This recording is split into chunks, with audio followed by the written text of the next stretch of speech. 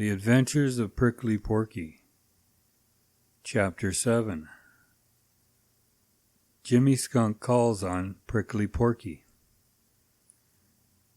"A plague upon old Mr. Toad," grumbled Jimmy as he ambled up the lone little path through the green forest on his way to the hill where Prickly Porky lives. "Of course I'm not afraid, but at the same time I don't like meddling with things I don't know anything about. I'm not afraid of anybody I know of, because everybody has the greatest respect for me. But it might be different with a creature without legs, or head or tail. Who ever heard of such a thing? It gives me a strange feeling inside." However, he kept right on, and as he reached the foot of the hill where Prickly Porky lives, he looked sharply in every direction and listened with all his might for strange sounds. But there was nothing unusual to be seen. The forest looked just as it always did. It was very still and quiet there, save for the cheerful voice of Red-Eye the Vireo, telling over and over how happy it was. "That doesn't sound as if there were any terrible stranger around here," muttered Jimmy. Then he heard a strange grunting noise, a very strange sound that seemed to come somewhere on top of the hill. Jimmy grinned as he listened.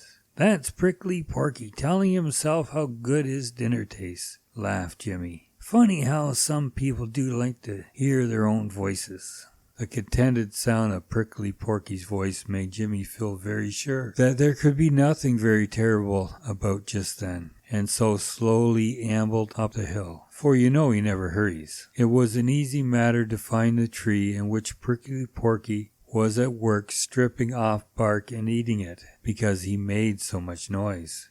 "Hello," said Jimmy Skunk. Prickly Porky took no notice. He was so busy eating and making so much noise about it that he didn't hear Jimmy at all. "Hello," shouted Jimmy a little louder. "Hello there. Are you deaf?" Of course this wasn't polite at all, but Jimmy was feeling a little out of sorts because he had to make this call. This time Prickly Porky looked down. "Well, hello yourself, and see how you like it, Jimmy Skunk," he cried. "Come on up and have some nice bark with me."